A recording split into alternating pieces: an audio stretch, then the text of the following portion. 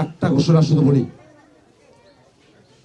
আমাদেরকে যারা হুমকি দিচ্ছে, ধামকি দিচ্ছে, মাইক কেড়ে নিছে, আমার মানুষকে পিটাইছে, সব কিছুকে আমরা এখন থেকে ক্ষমা করে দিলাম।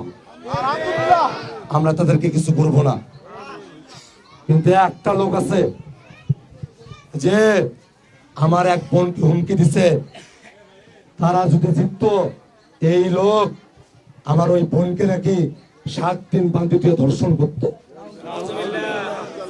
এই পাওটাঙ্গার এই বিএনপির ধর্ষণের হুমকিদাতা চামচা, তোমাকে বলতেছি 2 দিন সময় আমার বাড়ির উঠানে এসে আমার ওই বইনের সামনে, হাজার জনতার সামনে পায়ের কাছে মাথা ঠেকায় দিয়া যদি মাপ না চাও, তুমি ধর্ষণের হুমকি দিতে চাইছো, তোমাকে আমি ক্ষমা করব না।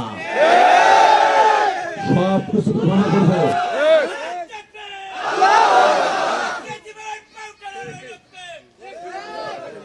সিলভার টিপ কন্ট্যাক্টে তৈরি নিরাপদ ও নান্দনিক ক্লিক সুইচ নির্ভরতা জীবন জুড়ে। সবাইকে ক্ষমা করব, সবার জন্য ক্ষমা, সবাইকে আমরা আপন করে নেব। যারা আমাদের ভোট দিচ্ছে, ভোট দেয় নাই, আমাদের কোনো ফারাক নাই, আমরা এখন সবার, তাই না? কোনো দলমত নাই, কোনো দলমত নাই, কারো উপরে হয়রানি হইতে দেবো না। আমার দলের কোনো লোক কারো উপর হয়রানি করলে, যতক্ষণ পর্যন্ত এইটা বিহত করতে না পারছি, ততক্ষণ পর্যন্ত ওই লোকটা আমার দলের লোক থাকবে না। এটা আমি বিহিত করব। কিন্তু কথা বলতেছি, সব কিছু মাফ করব।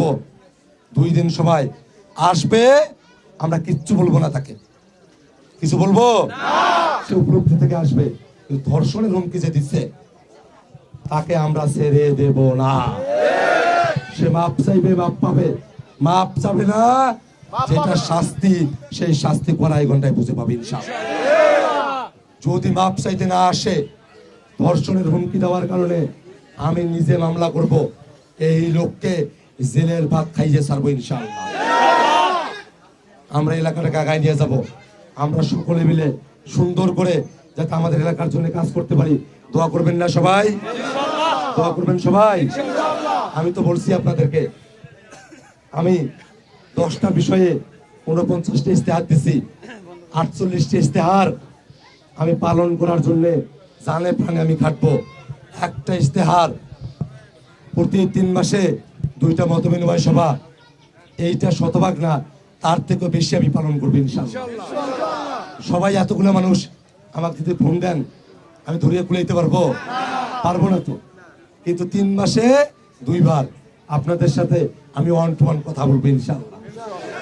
কাজ যদি করবেন নাও পারি, তাও আপনাদের সাথে গল্প করা আমি বাদ দেব না। এত মানুষ আমার জন্য আপনারা গল্প করে বেড়াইছেন। আমি তো বলছিলাম আমি কোটি টাকা দিয়ে ভোট করতে পারবো না, এটা উচিত না। কোটি টাকার ভোট আমাদেরকে ধ্বংস করে দিতেছে। আমাকে ভোট করা লাগছে আপনাদের কথায়, আপনাদের গল্পে, এবং আল্লাহর কি রহমত, এই আপনারা আমার মা বোনেরা, আপনারা সকলে মিলে এত গল্প করছেন। এত আমার সাংগঠনিক দুর্বলতা, এত কমতি থাকার পরেও আপনাদের গল্পে, আপনারা এত গল্প করছেন, সেই গল্পে আল্লাহ আমাকে ভোট পার করে দিয়েছে। আলহামদুলিল্লাহ। সবাই দোয়া করেন ইনশাআল্লাহ।